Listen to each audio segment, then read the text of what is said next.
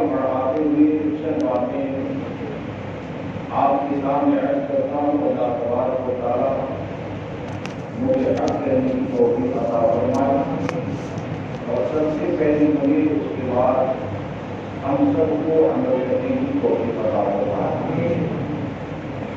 سنجیدگی کے ساتھ میری گفتگو کو سماعت فرمائیں۔ پہلے یہ بات سن لیں کہ اچھی بات کا حکم دینا اور برائی سے روکنا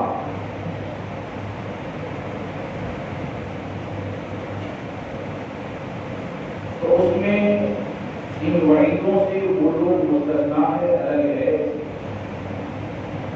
کہ جن کو یہ گمان غالب ہو جائے کہ میری جان کا خطرہ ہو جائے گا،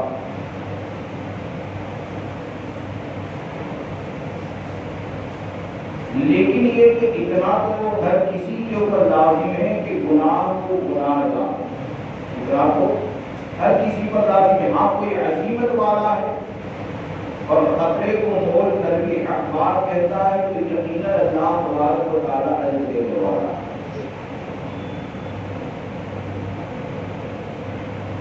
آپ دیکھیں کہ موجودہ وقت میں جو حالات بن رہے ہیں اس کی وجہ کیا ہے، سبب کیا ہے کہ آج شاید کوئی علاقہ ایسا پایا جائے کہ جس میں برائیاں نہ ہوتی ہو، لیکن یہ کہ جو طاقت، قدرت اور استطاعت رکھتے ہیں تو طاقت کے باوجود بہت سے لوگوں کا معاملہ یہ ہو گیا کہ ہم تو گوشہ نشین ہو گئے، ہم اپنے بارے میں سوچیں گے، اپنے گھر والوں کے بارے میں سوچیں گے اور برائیوں کو ختم کرنے کی کوشش نہیں کرتے۔ اور پھر ہوتا یہ ہے کہ اگر کوئی برائیوں کے خلاف آواز بلند کرتا ہے اور لوگوں کی طرف سے سپورٹ نہ ملے، تائید نہ ملے، تعریف نہ ملے، اگر اس کی واہواہی نہیں ہوتی ہے تو وہ یہ سوچتا ہے کہ بھائی جانے دو، لوگ تو ہماری تعریف کرتے ہی نہیں ہیں، ہمارے سپورٹ کے اندر کھڑے ہی نہیں ہیں، لوگوں کی طرف سے آخر ہم کو کیا دیا گیا۔ اس چیز کو یاد رکھیں کہ اگر اللہ تبارک و تعالیٰ کی رضا کے لیے آپ نے برائی کے خاتمے کی کوشش کی اور آپ کا وجود اگر ایسا بن جائے کہ آپ جس جگہ پر جائیں، مثال کے طور پر گھر میں جائیں تو گھر والے مکمل طور پر احتیاط کے ساتھ شریعت کے مطابق زندگی گزارنے لگے، دوستوں میں جائیں تو آپ کو دیکھ کر برائیوں کا دروازہ بند ہو جائے، تو اس چیز کو یاد رکھیے کہ کوئی آپ کو سپورٹ کرے یا نہ کرے، اللہ تبارک و تعالیٰ نے اگر آپ کے ہاتھ میں خیر کی چابی کو رکھ دیا تو ہمارے آقا نے 1400 سال پہلے ایسے لوگوں کے لیے دعا فرمائی،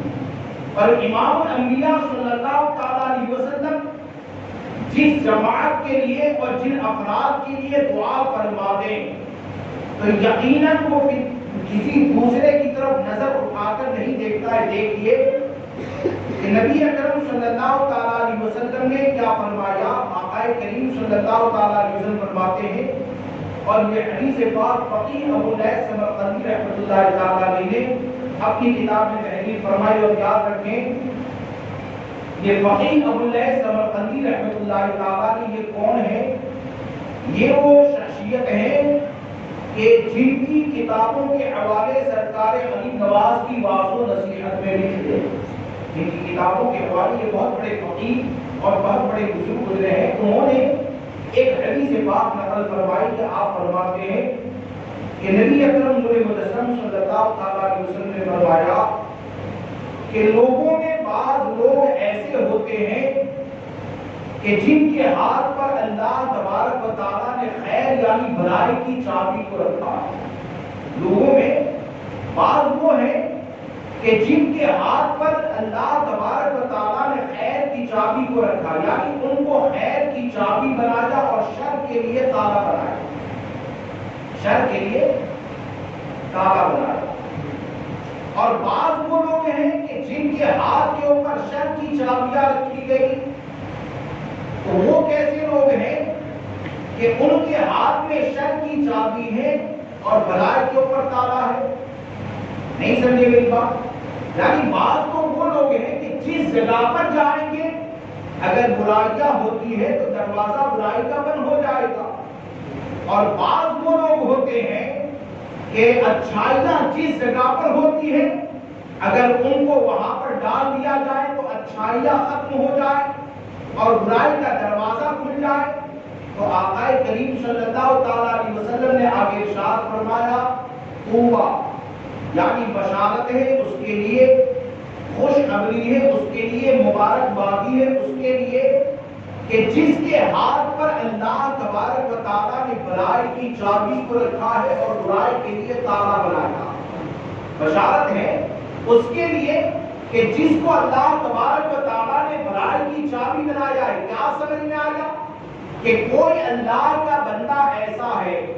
کہ وہ برائیوں کے راستے میں کھڑا ہو جائے اور لوگوں کو برائیوں سے روکنے کی کوشش کرے تو یقیناً یہ ایسا نیک عمل ہے کہ قیامت تک جو بھی شریعت کے خلاف باتوں کو بند کرنے کی کوشش کرے گا آقا کریم صلی اللہ تعالی علیہ وسلم کی دعائیں اس کے ساتھ ہوا کرتی ہے. آج جو ہم امام احمد رضا کو اتنا زیادہ مانتے ہیں تو آخر وجہ کیا ہے، سبب کیا ہے؟ اس کی وجہ یہ ہے کہ امام احمد رضا کے ہاتھ میں اللہ تبارک و تعالیٰ نے خیر کی اس چابی کو رکھا کہ فتنہ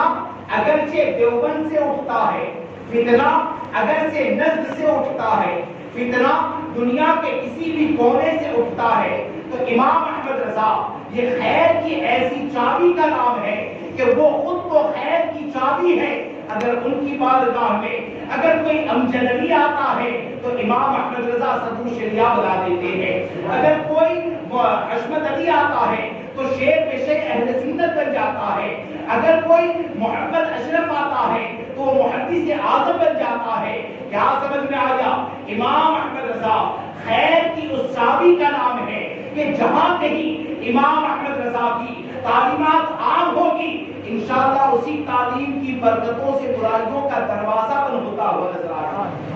اسی تعلیم کی برکتوں سے برائیوں کا دروازہ بند ہوتا ہوا نظر آئے گا. اور اس حدیث شریف کی شرح میں ہم اور آپ غور کریں کہ آج ہمارے ہاتھ میں خیر کی کتنی چابیاں ہیں. ہمارے ہاتھ میں امر بالمعروف یعنی ہمارا خاصہ یہ ہے کہ اچھی باتوں کا حکم دینا اور برائی سے روکنا. یہ امت محمدی صلی اللہ تعالی علیہ وسلم کی فضیلت ہے، اچھی باتوں کا حکم دینا اور برائی سے روکنا. اب آپ سوچیں کہ اچھی بات کا حکم دینا اور برائی سے روکنا جب اس کو اتنی زیادہ اہمیت حاصل ہے تو خود کو برائی سے بچانا یہ کتنا زیادہ اہم ہوگا. خود کو برائی سے بچانا کتنا زیادہ اہم ہوگا. اور اس حدیث پاک کی وضاحت کرتے ہوئے فقیہ ابو اللیث سمرقندی رحمۃ اللہ تعالی علیہ نے دو تین باتیں ذکر فرمائی. آپ نے فرمایا کہ اچھی بات کا حکم دینا اور برائی سے روکنا یہ مومن کی صفت ہے. کس کی صفت ہے؟ اور اچھی بات کا حکم تو نہیں دیتا یعنی ہمیشہ برائی کی طرف بلاتا ہے. کس کی طرف بلاتا ہے؟ برائی کی طرف بلاتا ہے. اور اچھی باتوں سے روکتا ہے تو آپ فرماتے ہیں یہ منافق کی علامت ہے. کس کی علامت ہے؟ یہ منافق کی علامت ہے. اور آپ نے دو آیت کریمہ پیش فرمائی. آپ نے فرمایا مومن کی علامت کیا ہے؟ اللہ تبارک و تعالیٰ قرآن مقدس میں فرماتا ہے والمؤمنون والمؤمنات بعضهم اولیاء بعض کہ مسلمان مرد اور مسلمان عورتیں یہ آپس میں ایک دوسرے کے رفیق ہیں، مددگار ہیں. کس چیز کے اوپر مددگار ہیں؟ تأمرون بالمعروف وتنہون عن المنکر یعنی اچھی باتوں کا حکم دیں اور برائی سے روکیں. اچھی باتوں کا حکم دیں اور برائی سے روکیں. تو یہ کس کی صفت ہوئی؟ یہ مومن کی صفت ہوئی. اور منافق کی علامت کیا ہے؟ قرآن مقدس میں اللہ تبارک و تعالیٰ فرماتا ہے المنافقون والمنافقات بعضهم من بعض کہ منافق مرد اور منافق جو عورتیں ہیں نا وہ آپس میں ایک دوسرے کے چٹے بٹے ہیں، اور ان کا معاملہ کیا ہے؟ ان کا معاملہ یہ ہے کہ تأمرون بالمنکر وتنہون عن المعروف، یعنی وہ جب بھی کرتے ہیں تو یہ کرتے ہیں کہ تأمرون بالمنکر یعنی برائی کا حکم دیتے ہیں اور اچھی باتوں سے روکتے ہیں۔ اب آج کے ماحول میں اگر دیکھا جائے تو کیا ہم کو یہ سمجھ میں نہیں آتا ہے کہ بہت سے لوگ ایسے پائے جاتے ہیں جو ظلم کی بنیاد پر اپنی طاقت کو بڑھا لیتے ہیں، چند گنڈوں کو کھڑا کر دیا، چند ایسے لوگوں کو کھڑا کر دیا کہ جن کی زندگی کا پیشہ یہ ہوتا ہے کہ لوگوں کو ظلم کر کے حق بات سے روکا جاتا ہے، احکام شرع کے اوپر عمل کرنے سے روکا جاتا ہے، اور پھر ہوتا یہ ہے کہ نہ جانے اس کے اوپر کیسی کیسی باتیں کی جاتی ہے۔ اس چیز کو یاد رکھیں دوستو کہ جب ایک اچھا ماحول پیدا ہوگا، جب قوم مسلم کے اندر یہ بیداری پیدا ہو جائے نا، آدمی یہ سوچتا ہے آج نیکی کے اوپر عمل کرنا مشکل کیوں ہو گیا؟ مشکل کسی اور نے نہیں بنایا، بلکہ مشکل جو بنی ہے وہ ہمارے اعمال کی خرابیوں کی بنیاد پر مشکل بنی۔ یعنی ہر آدمی جب یہ سوچنے لگے گا کہ ہم کیا کریں، ہم کس کے پاس جائیں، ہم بولیں گے تو ہماری مخالفت کی جائے گی، ہم بولیں گے تو فلاں بندہ ہم سے ناراض ہو جائے گا، تو صرف ناراضگی کی فکر اگر کی جائے گی تو یقیناً حالات ایسے بنتے ہیں کہ آہستہ آہستہ برائیاں اتنی زیادہ پھیل جاتی ہے کہ ہزاروں برے لوگ پیدا ہو جائے تو ایک اچھی آواز جو بلند ہونے کی کوشش کرتی ہے اس بلند آواز کو روک دیا جاتا ہے۔ اور اسی لیے مولا کائنات نے ایک مقام کے اوپر ارشاد فرمایا، اور سے سماعت فرمائے، یہ ہمارے پورے حالات کا پس منظر ہے، یہ ہمارے پورے حالات کا پس منظر ہے۔ آدمی یہ سوچتا ہے کہ اعلانیہ گناہ کرنے والوں سے نفرت کرنے سے کیا حاصل ہوتا ہے؟ اعلانیہ جو حرام کاریاں کرتے ہیں، یعنی وہ کبھی کچھ بھی کر سکتے ہیں، طاقت ہے، چند گنڈوں کو پال کے رکھا ہے تو وہ یہ کر سکتے ہیں کہ اپنی طاقت کے بلبوتے پر کبھی بھی تیرے بیوی بچوں کے اوپر حملہ کر دے، وہ اپنے طاقت کے بلبوتے پر یہ کر سکتے ہیں کہ کسی بھی غریب کے اوپر ظلم کریں گے، لیکن اگر قوم نے ایسے ظالموں کا مقابلہ نہ کیا جو اعلانیہ طور پر احکام شرع کا مذاق اڑاتے ہیں، اعلانیہ طور پر کہ آج حالات ایسے ہو گئے کہ اگر کوئی شرعی معاملہ ہوتا ہے تو شرعی معاملہ یہ تو مفتی حل کیا کرتا ہے، علماء حق حل کیا کرتے ہیں، لیکن سوچ یہ بنتی جاتی ہے کہ علماء کے درمیان بھی اختلاف ہوگا تو حل کرنے کے لیے گنڈوں کا سہارا لیا جائے گا۔ ارے شرعی معاملات کے اندر جب اختلاف ہوگا تو کیا قانون مصطفیٰ حل کرنے کے لیے کافی نہیں ہے؟ کیا قرآن مقدس کی تعلیمات اس کو حل کرنے کے لیے کافی نہیں ہے؟ یقیناً آپ اگر فتاوی رضویہ کا مطالعہ کریں، اپنے بزرگوں کی زندگی کا مطالعہ کریں تو یقیناً آپ کو یہ سمجھ میں آئے گا کہ حکم شرع کے اوپر عمل کرنے کے لیے نہ ہم کل ڈاکوں اور مجرموں کے محتاج تھے، نہ آج ہیں، نہ کل رہیں گے۔ بات صرف اتنی ہے کہ اگر مجھ سے غلطی ہوتی ہے تو حکم شرع کے سامنے اپنے سر کو جھکا دیا جائے، آپ سے اگر غلطی ہوتی ہے تو حکم شرع کے سامنے اپنے سر کو جھکا دیا جائے۔ اور اگر ایسا نہ ہوا اور ہمیشہ ظالموں کا سپورٹ کیا گیا کہ آج تو حالات ایسے ہو گئے کہ بھئی مدرسہ کھلے گا، میں سب کی بات نہیں کرتا، میں وہ یہ اپنے اوپر نہ لے، نہ میں سب مدرسے کے ٹرسٹی کی بات کرتا ہوں، نہ سب مسجد کے متولیوں کی بات کرتا ہوں، زیادہ تر جو ہو گیا سفید پوش گنڈے، یعنی لباس سفید پہن لیا، لباس سفید پہن لیا، مسجد کے ٹرسٹی بن گئے۔ اب ٹرسٹی بن گئے نا تو وہ ایسا حاکم ہو گیا کہ اب مولانا کو مشورہ دے گا تو بیان کیا کرے گا، یعنی خود اگر دیوبندی کو لڑکی دے دیا تو مولانا کے اوپر پریشر ہے کہ دیوبندیوں سے لڑکیوں کے بارے میں کچھ مت کہنا، کیا عالم تیرے باپ کا نوکر ہے؟ عالم کی حیثیت کیا ہے؟ عالم ایک طبیب ہوتا ہے، اور طبیب جو ہوتا ہے مریض کو پوچھ کے علاج نہیں کرتا ہے، ڈاکٹر کے پاس دوائی کے لیے جاتے ہیں نا، تو ڈاکٹر کے پاس دوائی کے لیے جائیں اور خود کہیں ڈاکٹر صاحب بخار تو ہے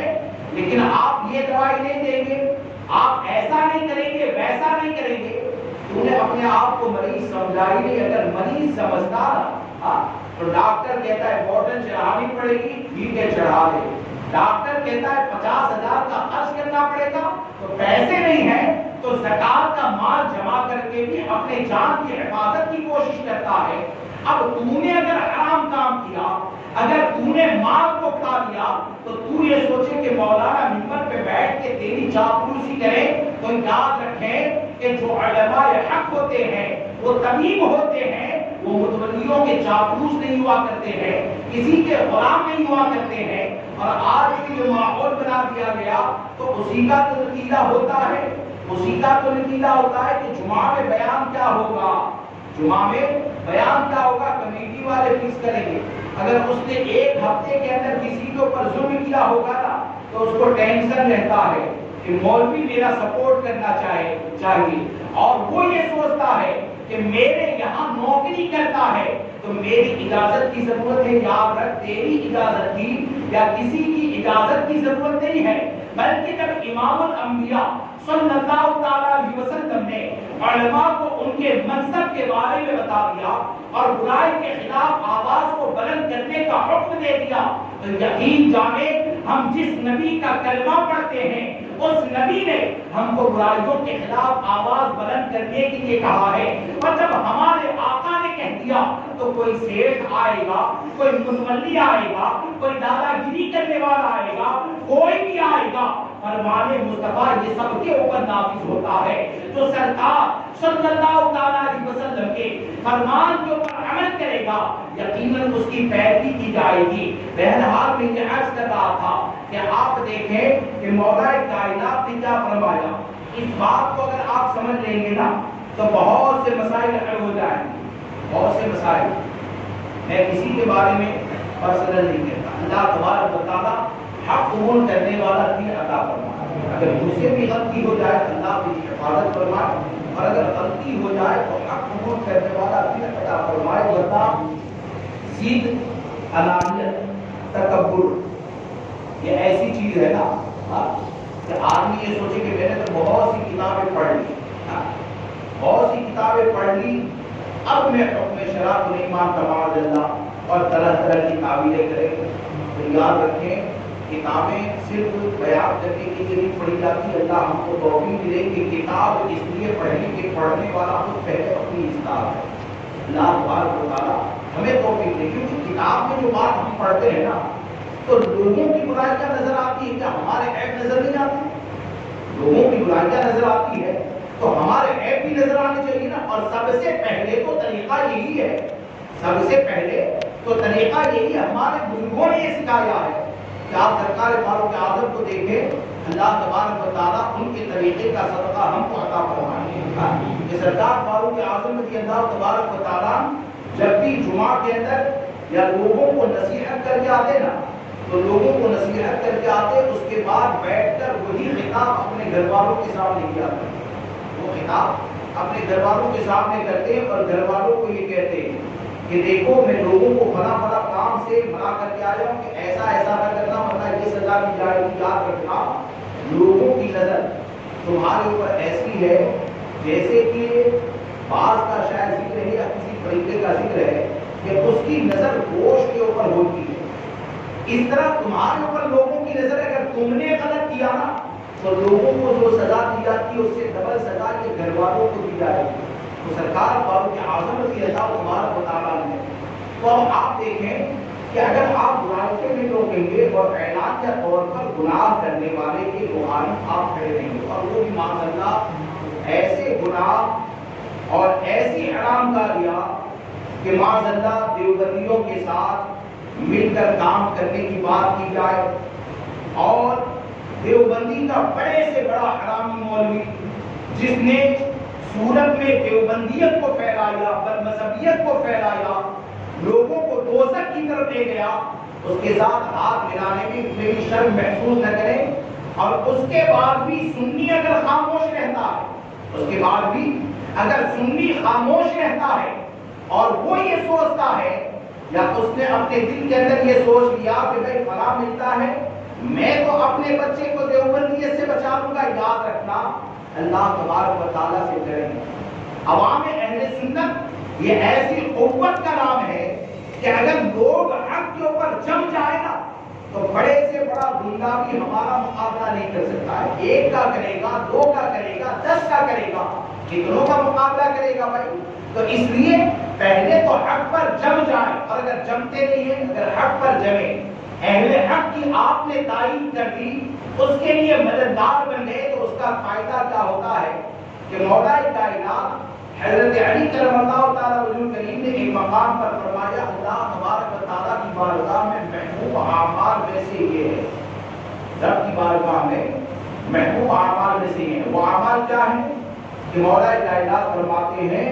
امر بالمعروف نہی عن المنکر اور شرعان فاسق۔ امر بالمعروف نہی عن المنکر اور شرعان فاسق، یعنی اچھی بات کا حکم دینا، برائی سے روکنا، اور ایسا فاسق جو اعلانیہ طور پر کھلم کھلا حرام کام کرتا ہے اس سے دشمنی کرنا۔ یہ کون کہتا ہے؟ یہ باب العلم فرماتے ہیں۔ کون فرماتے ہیں؟ یہ باب العلم فرماتے ہیں کہ اللہ تبارک و تعالیٰ کی بارگاہ میں جن اعمال کو پسند کیا جاتا ہے ان میں سے یہ اعمال ایسے ہیں کہ جن کو اللہ کی بارگاہ میں پسند کیا جاتا ہے۔ اور آپ نے فرمایا کہ جس نے شناعات فاسق یعنی اعلانیہ گناہ کرنے والے سے دشمنی کی تو گویا کہ اس نے مسلمان کی پیٹھ کو مضبوط کیا۔ جس نے اعلانیہ گناہ کرنے والوں سے دشمنی کی تو اس نے مسلمان کی پیٹھ کو مضبوط کیا، اور جس نے کسی کو برائی سے روکا تو اس نے منافق کی ناک کو خاک آلود کیا۔ جس نے برائی کا دروازہ بند کر دیا تو اس نے منافق کی ناک کو خاک آلود کیا۔ کیا سمجھ میں آیا کہ حضرت علی یہ فرماتے ہیں کہ اے لوگوں، اعلانیہ جب حرام کاریاں ہونے لگے، اعلانیہ جب گناہ ہونے لگے، اور ایسے وقت میں اگر تم نے برائیوں کو روکنے کی کوشش کی تو مسلمان کی پیٹھ کیسے مضبوط ہوگی؟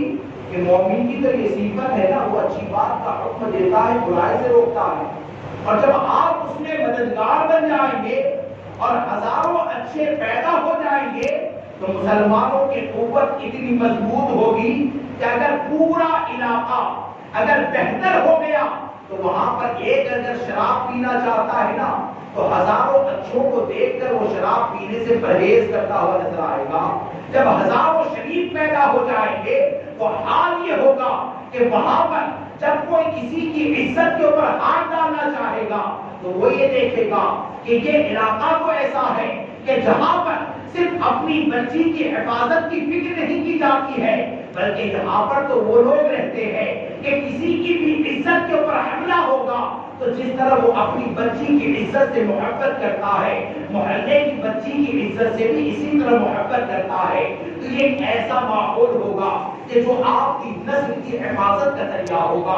آپ کے علاقے کی حفاظت کا ذریعہ ہوگا۔ ورنہ یاد رکھیں کہ اگر خاموشی کو اختیار کر لیا گیا اور یہ سوچیں کہ ہم بنے اپنا کام بنا تو یہ برائیاں ایسی ہیں، اللہ ہم سب کی حفاظت فرمائے کہ آج نہیں تو کل وہ برائیاں ہمارے دروازے کے اندر داخل ہونے کا خطرہ رکھتی ہے۔ اس لیے دوستو اچھائی کے اوپر قائم رہیں، اور آپ کچھ تو علم رکھتے ہیں نا،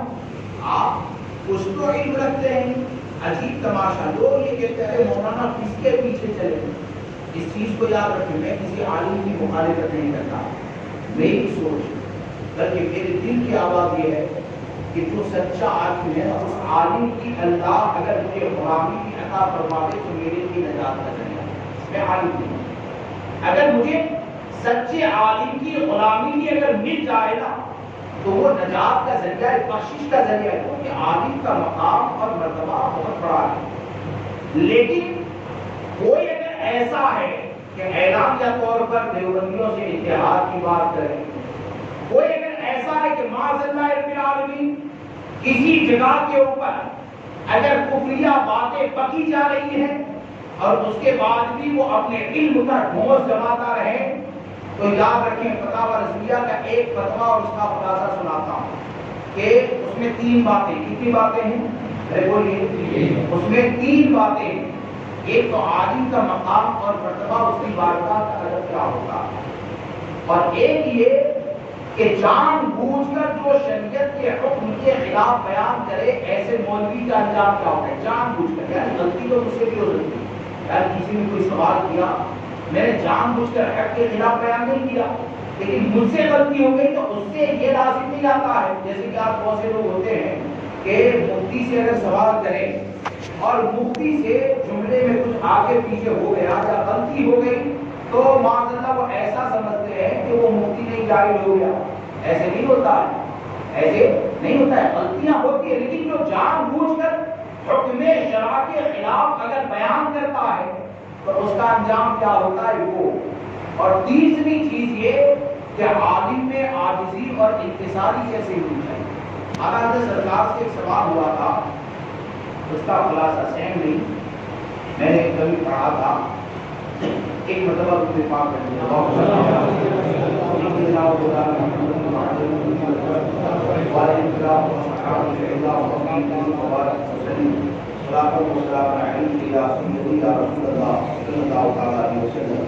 کہ دیکھیے کہ اعلیٰ سرکار سے ایک سوال ہوا تھا، کچھ حکم شرع کے بارے میں پوچھا تھا اور اس نے یہ کہا تھا کہ جواب دینے میں کسی کی رعایت نہ کی جائے، جواب دینے میں کسی کی رعایت نہیں کی جائے۔ آگے بھی ایک بار ایسا ہی جملہ لکھا ہوگا، پھر 2 بار ایسا جملہ لکھا، یعنی وہ سوال کرنے والا یہ کہنا چاہتا تھا کہ آپ جواب دینے میں چہرہ دیکھ کر جواب مت دینا، جواب دینے میں چہرہ دیکھ کر جواب مت دینا، جو حکم شرع اس کو بیان کرنا۔ تو امام اہل سنت سرکار اعلیٰ حضرت نے یہ فرمایا کہ پہلے تو سوال کرنے والے کو علماء کی بارگاہ کا ادب جاننا چاہیے۔ کیا جاننا چاہیے؟ علماء کی بارگاہ کا ادب جاننا چاہیے کہ جب تم نے یہ لکھ دیا کہ کیا فرماتے ہیں علماء دین، تو جب تم نے عالم دین مان لیا نا تو پھر یہ لکھنا کسی کی رعایت نہ کرے، جو علماء کی بارگاہ کا ادب نہیں بلکہ بے ادبی ہے۔ کیا جو علماء کی بارگاہ میں بے ادبی ہے، کیوں کہ جو عالم دین ہوگا اس کا کسی کی رعایت سے کوئی تعلق نہیں ہوتا ہے، جو عالم دین ہوگا نا اس کا کسی کی رعایت کے ساتھ کچھ تعلق نہیں ہوتا ہے۔ پھر آپ فرماتے ہیں جو جان بوجھ کر شریعت کے حکم کے خلاف بیان کرے، پھر سے یہ جملہ یاد رکھیں، جو جان بوجھ کر یعنی جانتا ہے کہ شریعت کا حکم تو یہ ہے، لیکن یہ سیٹھ صاحب آ گئے ناراض ہو جائیں گے تو اس حکم کو چھوڑ کر اس کے خلاف اگر بیان کرے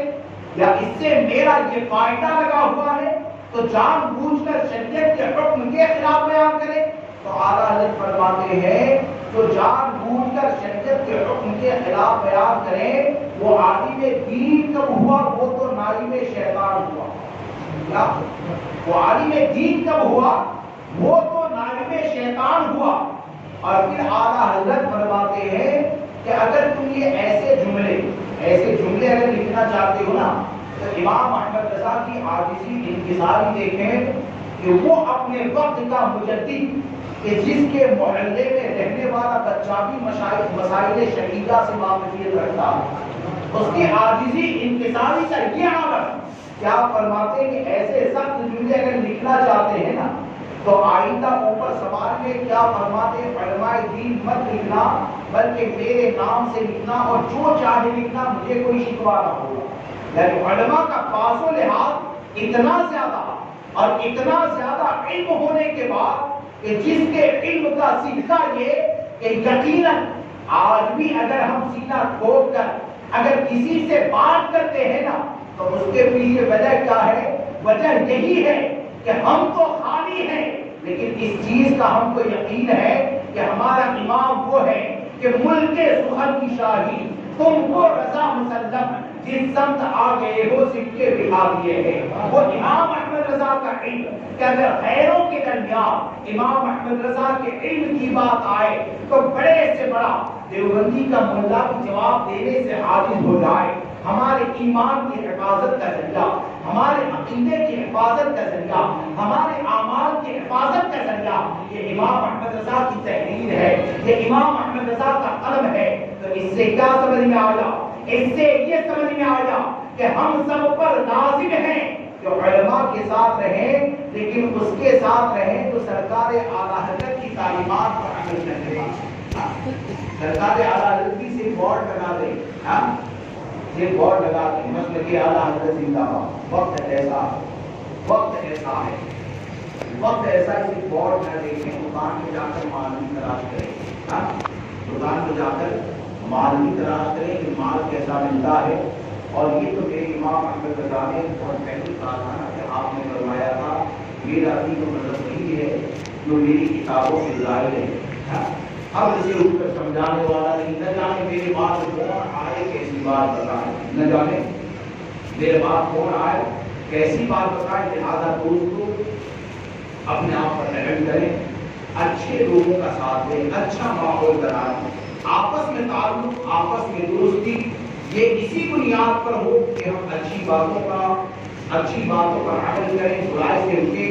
اور دوسروں کو بھی روکنے کی کوشش کریں، دوسروں کو بھی روکنے کی کوشش کریں اور غلط لوگوں کو آگے بڑھا دینا اور بعد میں رونا،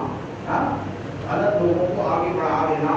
کہ بھائی جانتے ہیں کہ اس سے تو اہل سنت و جماعت کا یہ نقصان ہوگا، یقین سے پتا ہے، پھر بھی سوچے آگے بڑھاؤ، آگے بڑھاؤ، آگے بڑھاؤ، پورے علاقے کا سب سے بڑا اس کو بنا دیا اور بعد میں لوگ یہاں آتے ہیں ارے مولانا ایسا ہو گیا، ارے پہلے سوچنا چاہیے تھا، پہلے جس طرح اچھے لوگوں کو آگے بڑھانا دین و سنیت کی تقویت کا ذریعہ، یعنی دین و سنیت میں مضبوطی پیدا ہوتی ہے نا، اسی طرح غلط لوگوں کو اپنا قائل بنا لینا یہ تباہی اور بربادی کا ذریعہ ہے۔ آخری بات بتا کر اپنی گفتگو کو ختم کرتا ہوں اور یاد رکھیں میرے پرسنل کسی کے بارے میں، یعنی جو ایسا ہوگا وہ اپنا جائزہ، تو آخری بات آپ کے سامنے رکھوں کہ اعلانیہ طور پر جو خراب کام کرتے ہیں، برائی کرتے ہیں، تو اس کی مخالفت کرنا یہ کتنا زیادہ اہم ہے اور ضروری ہے کہ ایک حدیث پاک کا خلاصہ کہ اللہ تبارک و تعالیٰ نے حضرت جبریل علیہ السلام کو حکم دیا کہ فلاں بستی کے رہنے والے ایسے ہیں، اس بستی کو ان کے اوپر پلٹ دیا جائے، وہاں کے باشندوں کے اوپر پلٹ دیا جائے۔ حضرت جبریل نے عرض کی یا اللہ العالمین اس بستی میں تیرے فلاں نیک بندے رہتے ہیں اور وہ ایسے نیک بندے ہیں کہ جنہوں نے کبھی بھی تیری نافرمانی نہ کی، تو اللہ تبارک و تعالیٰ نے فرمایا کہ غریبہ علیہ وعلیہ، یعنی سب سے پہلے تو نیک باشندوں پر پڑھو، بعد میں دوسروں پر پڑھو، پہلے نیک باشندوں پر پڑھو، بعد میں دوسروں کے اوپر پڑھو۔ اور سبب کیا بیان کیا؟ اللہ تبارک و تعالیٰ نے فرمایا یہ وہ لوگ ہیں کہ جو میرے نافرمانوں کو دیکھتے ہوئے لیکن ان کے چہرے کا رنگ نہیں بدلتا۔ اعلانیہ طور پر میری نافرمانی کرنے والوں کو دیکھتے تو تھے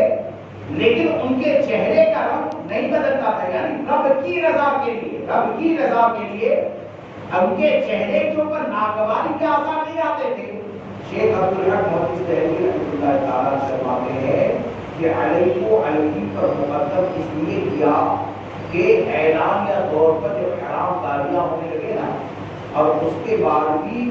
اگر ناراضگی کا اظہار نہ کیا جائے تو یہ جرم عظیم ہے، یعنی بہت بڑا گناہ، یہ بہت بڑا گناہ ہے۔ تو ہم اور آپ سوچیں کہ ہمارے اندر کیا معاملہ پایا جاتا ہے کہ کسی کے لیے